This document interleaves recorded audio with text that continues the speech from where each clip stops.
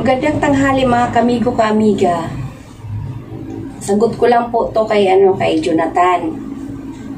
Jonathan, napanood ko po yung mga paratang mo po sa akin doon po kay Kabady. Shout out po Kabady. Napanood ko po sa kanya na nagpa-vlog ka po kay Kuya Buddy, tapos tinitira mo po ako doon, sinisiraan mo po ako doon. Jonathan, yung mga pinagsasabi mo walang katotohanan. Okay?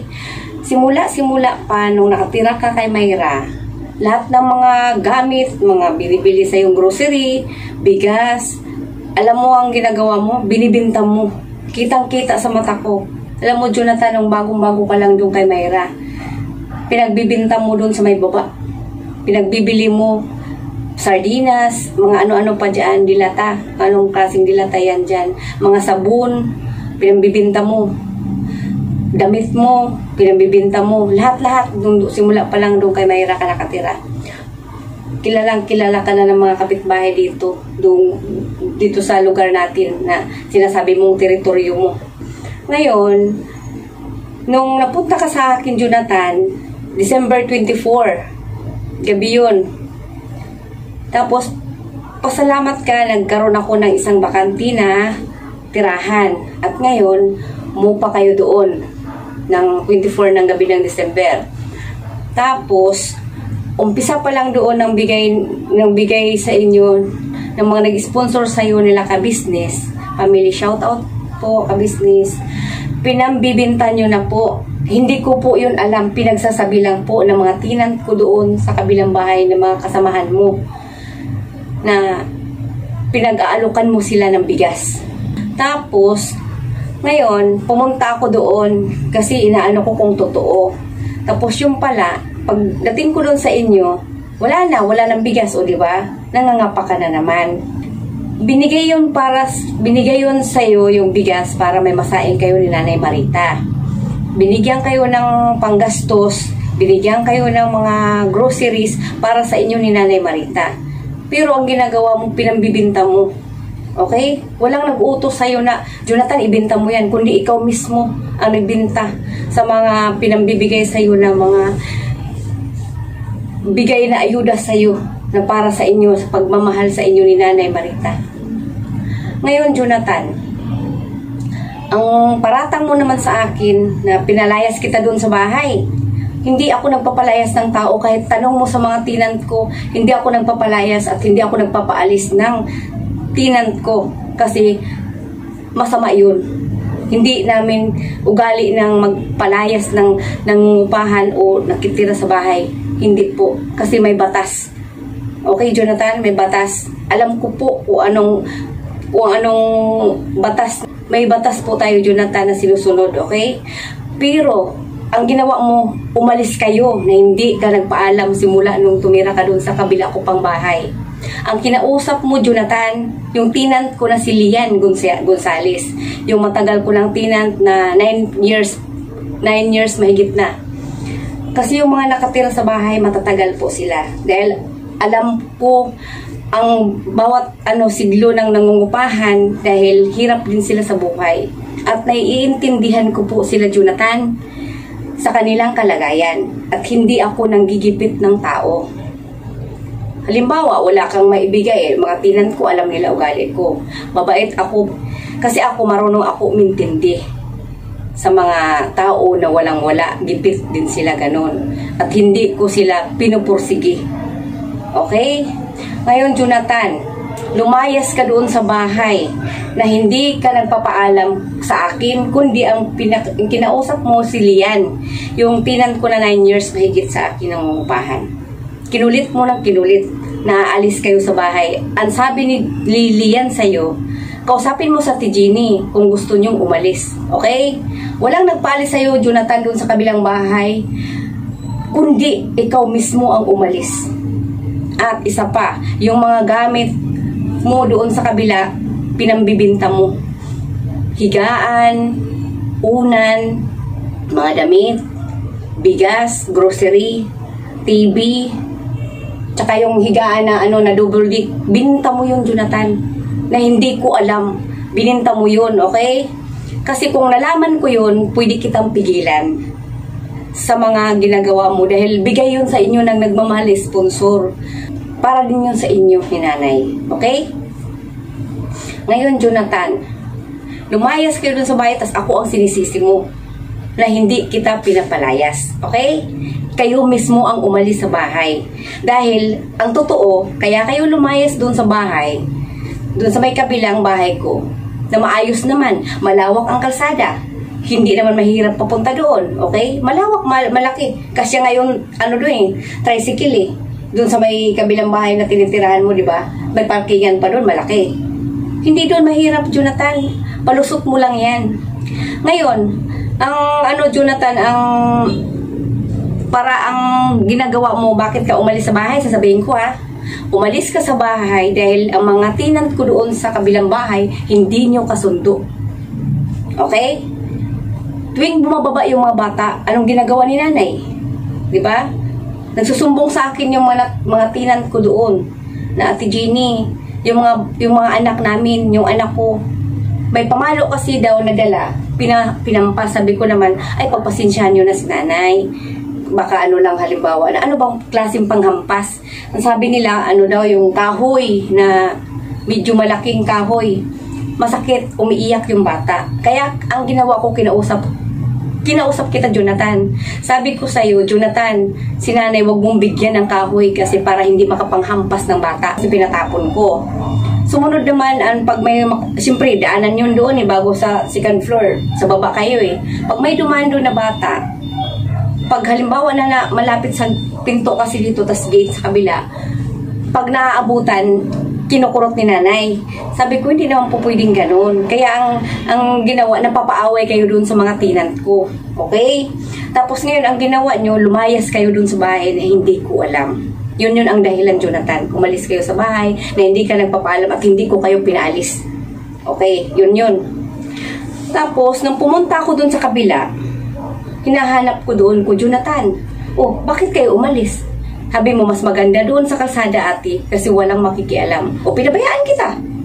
Pinabayaan kita doon sa kalayaan mo na gusto mong ganon. Hindi pa ako nagbablog noon. Tapos ngayon naman, Jonathan, pangalawang bisis. Dito sa kabilang bahay, dito sa may, Acacia Street, sa tinirahan mo dito, malapit sa bahay ko. Kinausap kita at si nanay. Kasi si nanay nakakaintindi naman. Shout out nanay. Love kita, nanay. Ikaw, Jonathan, tinuturing ko bilang kapatid. Yun ang turing ko sa inyo ni nanay at saka sa'yo. Kay nanay bilang nanay. Ngayon, ang ginawa ko, kinausap kita ng maayos. Sabi ko, Jo, yung bahay, balak ipaayos ng asawa ko. Ngayon, ang sagot mo naman sa akin, walang problema, ate, kasi pamamahay nyo naman to. Ang sabi ko, okay, Jo. Pero Jo, ang sabi ng asawa ko, Jonathan, ililipat ko kayo dun sa kabilang bahay kasi binakante ko. Ngayon, yung isang bahay na tinirahan mo dati, yun ang pinaupahan ko. Yung kabila naman ang titirahan mo na iba, hindi nyo pa natirahan. Yun yung binakante ko na, alimbaw, may pintuan dito, gate malawak, tapos may pintuan, tapos may bintana na. Doon kita ililipat. Tapos, wala kang reaksyon. Maya-maya, tinanong kita uli. Sabi ko, Jo? Kasi hindi pa naman magpapagawa ng bahay. Yun ang sabi ko sa'yo. Balak pa lang ng asawa ko magpagawa ng bahay. Ang sagot mo naman, ate, nakapag-desisyon ako. Kung ano yun, Jo? Pag-isipan namin ni mama mamaya. Yun ang sabi mo sa akin. Okay. Tapos ngayon, nagkataon, umalis ako. Pumunta ako nung araw na yun, pumunta ako ng Almar kasi mayroon akong pinupuntahan, may inasikaso ako. Kasi mayroon ako mainikaso kasi sa bahay kasi busy na ako, may mga pinupunta-puntahan. Pag uwi ko, hapon ako nakauwi. Okay. Tapos, bumaba ako. Parang walang tao. Yun ang sabi ko sa isip ko. Parang walang tao. Yung mga kapitbahay ko, syempre tinatanong ko mga kapitbahay ko kasi baka tinant ko rin yan dyan yan. Yung sa may harap ng bahay ko. Parang walang tao kay nanay. Kasi magagabi na mag-alas 6 ng gabi. Padilim na siya. Parang walang tao kay nanay. Tapos sabi ko, baka maya-maya baka umalis. Yun ang sabi ko. Tapos hanggang umakyat ako sa taas, bumaba ako uli, tinitingnan ko sa may dito sa may taas ko, sa may salamin, binuksan ko yung bintana. Parang wala sila nanay, babaeng ko uli. Pagbaba ko, Jonathan, kung alam mo lang ha, ngayon isasabi ko. Pagbaba ko, yung mga tinan ko doon, tinawag ko, sabi ko, wala sila nanay, saan kayo nagpunta? Parang natagalan sila na uwi ngayon. Yun ang sinabi ko sa tinan ko dyan sa may baba. Ang sabi naman nila, yun nga sabi ko, puntahan ko nga muna, tingnan ko. Pagtingin ko doon sa bahay, Jonathan, wala nang mga gamit. Okay? Wala nang mga gamit at wala na rin doon ang wheelchair. Lahat ng gamit doon, wala na. Ang naiwan, na lang, upuan. Di ngayon nagulat ako. Ang ginawa ko, sabi ko, wala, nakita nyo ba si Jonathan at saka si Nanay Marita? Sabi naman ng mga nagpupa sa bahay ko, sabi niya, ay hindi Tapos yun. Tapos chinik ko yung CCTV ko, yun pala naghakot ka na. Hakot dito, hakot doon, ganun, pinambibinta mo na pala. At ngayon, ilang araw kang hindi nagpakita sa akin. Tapos ngayon, nung pumunta ka sa akin, mga 3 araw or 4 ba yun? Ganun, sumulpot ka. Ang sabi mo sa akin, ate, pasensya ka na ha, baka magalit ka. Sabi ko, ang sagot ko sa iyo, Jonathan, siyempre magagalit ako, hindi ako natutuwa. Kasi, hindi ka nagpaalam at hindi ko kayo pinalayas, hindi ko kayo pinaalis. Ikaw mismo ang lumayas, Jonathan, at bakit ka ngayon naninisi? Alam mo, Jonathan, kung ako ang masusunod, pwede kitang ipadampot. Sa totoo lang, may kausap na ako, Jonathan. Pinigil lang ako ng asawa ko. Ako, naawa rin naman ako sa'yo, Jonathan, at lalo na kay nanay. Kasi ang gusto ko mangyari, Jonathan, si nanay gusto ko sa DSWD. Kasi, para siya maalagaan, maasikaso, at gagaling. Malay mo, di ba, ilang buwan, di kaya 1 year o 2 years, maagapan si nanay o makalakad. Ganun. Kung mahal mo ang magulang mo, gawin mo, huwag kang makasarili. Okay? Panoorin mo to, alam ko mapapanood mo to. Sobra kang makasarili. Sobra kang ingitero. Yun ikaw, Jonathan. At ngayon, sa mga sponsor naman, na sinasabi mo na inaano ko yung pira ng mga sponsor mo, Jonathan, hindi ko ugali ng ganun. Ako pa mismo ang nagbibigay sa tao na nangangailangan na bukal sa puso ko. Okay? Nabukal sa puso ko at hindi ko kayang umangkin ng pira na hindi sa akin at ganun din ang asawa ko. Hindi ko ugaling ganun at hindi ko kaya. Pag may binibigay yung mga nag-sponsor sa akin, alam nila yun. Nakaano yan, nakasulat yan kung anong pinambibili, kung anong ginastos, kung anong binili, o magkano binigay sa'yo. Nakalista yun, Jonathan, at pinapasa ko yun sa mga nag-sponsor kung alam mo lang. Kasi ayaw ko ng pira nila na hindi ko pinaghirapan. Okay? Kung bigay sa inyo, ibibigay yung para sa inyo. Ma'am Summer, Ma'am Anonymous and QC, salamat po, love you all. Ang sabi po nila sa akin, gawin mo po ang nararapat. Ibigay po kanila nanay sa pagkain-kain. Bilihan nyo po siya sa pagkain-kain, yun po. Tapos, alam mo, nagja-Jollibee tayo. Minsan kayo lang pinapakain ko, Jonathan. Minsan kayo lang inaano ko kasi para, yung tawag doon, yung kayo lang gusto ko maging masaya. Kasi utos din naman nila yun kasi sinabi ko, ma'am, pwede bang ganito? Pwede bang ipakainin sila nanay sa Jollibee? Ganun. Okay po, pwede po, Ate Jeannie. Pwede po, Inday. O ganun, sabi po ni Ma'am Anonymous. Ngayon, pinapakain ko kayo sa Jollibee kasi nabanggit mo rin yung Jollibee. Yun, Jonathan. Pinapakain kayo sa Jollibee dahil sa mga nagmamahal sa inyo na nag-sponsor. Yun, Jonathan, ha? Ano mo yan sa utak mo, sa kukuti mo yun, mo. Kasi iniisip mo laging pera, Okay. Ngayon, pagdating naman sa pera na sabi mo na buwan-buwan nagpapadala, sa ngayon, Jonathan, sabihin ko sa'yo, walang nagbibigay sa'yo. Dahil sobra na ang ginagawa mo. Kahit pagpaligo, hindi mo sila pinaliguan. Kasi ang gusto rin ng nagmamahal sa'yo, ng mga nag-sponsor sa'yo, na gusto nila na ikaw at si Nanay Marita maipadala mo sa DSWD para gumaling si Nanay. Yun lang po, Jonathan. Kung mahal mo ang magulang mo, ipalagak mo doon sa DSWD. Kung gusto mo pa siya makapiling. Mahirap, Jonathan, mawala ng ina at huli ang pagsisisi. Pag wala na, saka mo naman maiisip na mali ang ginawa mo. At sana, naipadala ko si nanay sa DSWD. Ang pagsisisi kasi nasa huli. Kaya ngayon man halimbawa, mapapalood mo to. Kahit sino man sa mga gusto mong pumunta ng barangay sa DSWD, pumunta ka. Ganun, para si nanay makuha dyan. Makuha si nanay para mailagak dun sa DSWD. Kasi nakita ko kay Thinking Body, shout out kay Thinking Body, namamaga na yung paa ni nanay. Dahil dito ka pa lang sa bahay, pinagsasabihan kita, Jonathan, wag mo si nanay bibilhan ng milk tea. Anong ginagawa mo?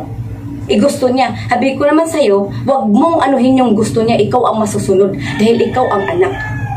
Di ba ngayon nakita ko may sugat na naman si nanay? Di ba? Kagagawan mo yan, Jonathan. Ikaw ang bumibili. Ang sabi ko sa'yo, tubig lang ng tubig si nanay. Tubig lang ng tubig. Okay? Anong ginagawa mo? Binibilhan mo ng milk tea, binibilhan mo ng coke.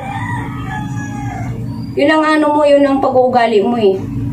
Tsaka pag pinagsasabihan ka, Jonathan, nagagalit ka. Eh naku, Jonathan, pinagsasabihan ka para may yung mga mali mo sa tama. Tapos pag naanuhan ka ng dito, halimbawa sa mga baba na makarinig-rinig ka ng mga salita against sa'yo dahil di ka naman naglilinis ng bahay. Di ba? Nagagalit ka. O yun. Pag pinagsasabihan ka, sasabihin mo na mamaya na lang maglinis, kalilinis ko lang. Ang kasi, Jonathan, ang mga tao kasi sa paligid, nagsisita dahil may mga kapitbahay tayo. Ganun. Pero Jonathan, liliwanagin ko sa'yo ha. Mapapanood mo naman to eh. Ngayon, Jonathan, hindi ko kayo pinalayas. Okay? Kayo mismo ang lumaya sa bahay. Ang ganda ng offer namin sa inyo mag-asawa. Jonathan, kung ipapaayos man ito halimbawa, di ko alam kung kailan yun. Sabi ko sa'yo, mayroon kayong lilipatan na bahay. Yun. Ang ginawa mo naman, nung araw na yan, nung araw din na yan na pag-uusap, umayas kayo na hindi kayo nagpapalam. Yun. Tapos ngayon, ako sisihin mo sa mga gamit mo na binibinta mo. Walang nag-utos sa'yo, Jonathan, ibinta ang mga gamit. Walang nagsabi sa'yo, Pulano, ibinta mo yan. Walang nagsabi sa'yo. Ikaw mismo ang nagbinta simula pa naman nang hindi ka nakatira sa bahay. Yun na ang pag-uugali mo. Mahilig ka magbinta. Yun. Dahil ang sabi mo naman, puro pagkain ang ibibili mo. Bakit? Binibigyan ka naman ng pagkain. Hindi naman kayo nagugutom nung nandiyan kayo nakatira. Binibigyan ka ng pagkain, binibigyan ka pa ng pambili ng parang kinabukasan. Sasabihin ko rin sa'yo, Jonathan ha. Alam mo, Jonathan, pumunta ako ng Kiko nung nakaraan, nung nandito pa kayo sa bahay, sasabihin ko sa'yo. Kasi nainis ako sa'yo. Bumili ako ng baboy na liempo. Okay, sasabihin ko sa'yo ha. Tapos, may dugo-dugo pa yun. Kasi hindi naman ako bumibili ng sira eh. Ikakasira ko yun, Jonathan, kung bibili ako. Kasi ako maarte din ako. Hindi ako kumakain ng mga sira. Okay? Bumili ako ng karne doon sa sa Kiko, sa may palengke ng liempo. Ngayon ang ginawa ko, excited ako para ang gusto ko maiba naman ang ulam kasi puro manok ang binibili ko sa inyo. Ngayon gusto ko maiba naman. Binigay ko sa iyo. Sabi ko, Jo, lutuin mo yan, Jo ha. Kung pwede mong adubuhin, pwede mong na tawag doon yung bagnit, ganon. Para maiba naman yung ulam. Tapos, hindi ka umimik. Sabi ko, sige Jo, ito muna ako kasi magtatapon din ako nung time na yun ng basura. Okay. Tapos, hindi ako mapakalip kasi parang aligaga ka kasi. Pag ganun-ganon ka, pag ganyan-ganyan. Ngayon, bumaba ako kasi kita eh. Doon ako sa taas. Nay, kumain na ba kayo? Tapos sabi ni nanay, hindi, ganon. Ikaw, Jonathan, ano bang klaseng luto ang ginawa mo sa liempo? Yun, tinanong kita. Hindi ka makasagot. Ang tagal. Kujo, ano bang niluto mo sa liempo? Gusto ko makita, tingnan ko nga. Tas ang sagot mo sa akin, hindi ti prinito ko na, sabi mo. Yung kung anong klase, masarap ba kasi, ano bang klaseng luto ng prito, may nilagyan mo ba ng, yung tawag doon, yung breeding mix, di ba, may ganun, prito, tapos para siya, medyo maluto siya. Ang sabi naman niya agad, ate, may sasabihin ako sa'yo. Yun, naiba kagad ang usapan, mga kabig ko kami, ga. Sabi ko, ano yun, Jo? Sabi niya, ate, yung binili mo sa akin na liempo, sira. Doon ako sabi ko, ha, sira? Akin na, Jo. Akin na kung sira, akin na. Akin na, Jonathan, akin na kay, ibigay ko sa iba. Yun sabi ko, ibigay ko sa iba, pamahagi ko na lang sa iba kasi pwede kong ibigay kay Buboy. Doon sa kay Nanay Tess, pwede ko ibigay nung time na yun. Sabi niya sa akin, hindi ti sira eh. Kung hindi sira yung binili ko sa'yo, Jonathan. Hindi sira kasi ang time nun, ang kilo nun, sa baboy, nagiging 320 o 300 pesos. Tapos sabi ko, hindi, Jo, sayang, Jo. Akin na. Hindi yung sira, hindi ako bumibili ng sira. Kasi ayaw ko, kasi ako maarte din ako sa ulam. At ayaw ko ng yung mga ulam na binibili ko kasi alam ng asawa ko, hindi ako kumakain pag, alam mo na, kahit basta, pag ayaw ko. Ngayon, ang ginawa ng Jonathan, sabi niya, ate, tinapon daw niya. Sabi ko, di ako ngayon napuragwat. Sabi saya, nagpuragwat, parang nagulat. Sabi ko, hindi, kailangan ko ibigay yun. Sayang yun, Jonathan. Akin na, kuhain ko. Ang ginawa niya, tininan niya. Ate, wala na nga, tinapon ko na. Hindi niya naipakita sa akin. Iwan ko kung saan niya nilagay.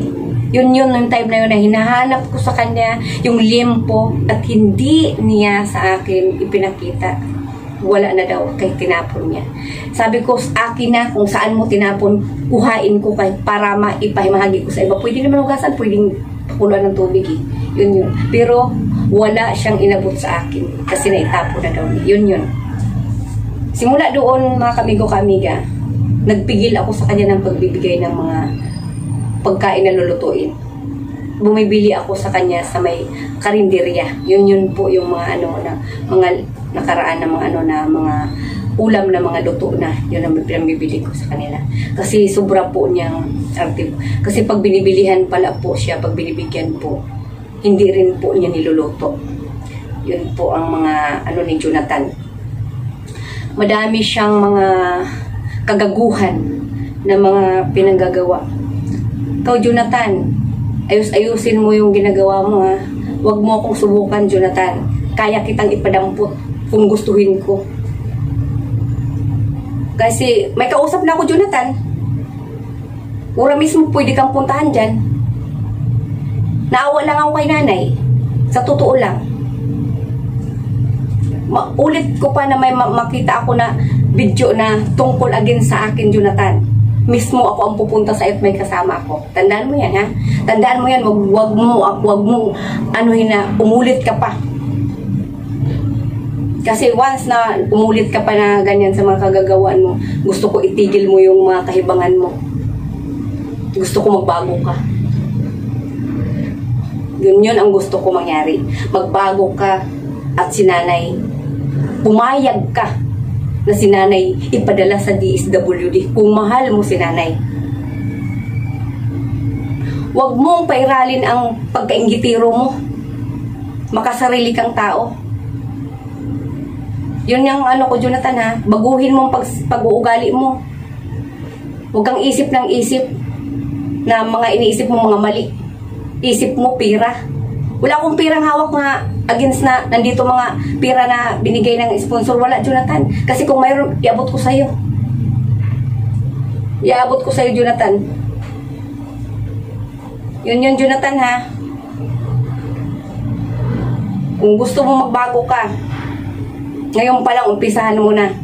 Once may makita pa ako na marinig kahit sino dyan nag-vlog halimbawa na against para sa akin na ulit-ulit na ganyan na hindi ko magustuhan. Mismo ako pupunta dyan sa'yo at may kasama akong pulis. Tandaan mo yan, Jonathan, ha? Kawawa ka sa kawawa kung mangyari yan. Pero kay nanay, mahal na mahal ko yan si nanay. Alam mo naman, Jonathan, eh. Ang pagmamahal ko ka nanay para gusto ko lang maiano sa DSWD. Kasi may magulang din ako, Jonathan. May magulang din ako. Mahal ko ang magulang ko. Kaya, bilang kay nanay, mahal ko rin si nanay. Okay? Ang inaano ko lang naman kay nanay, pag ano kasi si nanay, pag inaano sa DSWD, pag pinipilit, nagagalit eh. Dapat ikaw, anak mismo, ang makiusap din sa nanay mo kasi nakikinig rin sa nanay sa iyo. Anak ka ni nanay, nakikinig sa iyo eh. Dapat ikaw ang mag-ano kay nanay para mapauuo mo siya at madala sa DSWD. Umpisahan mo na, Jonathan, ngayon habang hindi pa huli ang lahat. Habang ngayon buhay pa si nanay, ano muna sa DSWD para makakuha ng DSWD. Yun lang pakiusap ko sa iyo. At ikaw naman, pwede ka namang kuhain din ng DSWD. Yun naman eh. Pwede kang patrabahoin nila doon. Ganon. Yun na lang gawin mo. At huwag ka nang mag-ano kay once na may marinig ko pa na mag-ano ka pa sa mag-vlog na mga ganyan. Tandaan mo yan. Sulputin ko kayo doon. Tandaan mo yan, Jonathan. Nakaisa ka na sa akin. Huwag mo nang pangalawahan kasi pag nakita ko na pangalawan, ganun pa rin ang ginagawa mo. Pusas ang abutin mo sa akin. Tandaan mo yan. Pasensya na kayo mga kamigo-kamiga. Gusto ko po lang bigyan ng leksyon yan si Jonathan. Kung hindi siya magbago, gawin ko para magbago siya. Yun lang po mga kamigo-kamiga. Love you all sa ating lahat. Kasi po wala pong pagbabago eh. Pag pinagpapayuhan mo naman, baliwala lang sa kanya.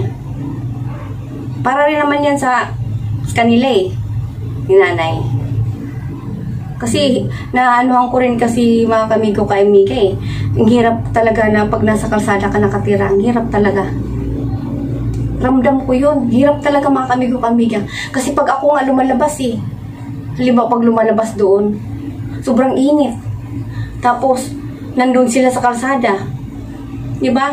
Hindi ko naman sila inaano na lumayas sila. Wala akong sinabi. Sila ang lumayas. Mayroon akong pinapaanuan sa kanila, lumipat sila. Ayaw. Kaya wala akong magawa mga kamigo-kamiga. Kung yun ang gusto nilang dalawa. Ang gusto kasi nilang dalawa sa kalye. Galit na galit pa nga yan si Jonathan eh. Kasi dati daw may tirahan daw siya sa ano ba yun, yung sa may Green Valley. Ang ganda daw ng tirahan daw nila doon. Wala daw problema. Wala daw reklamo.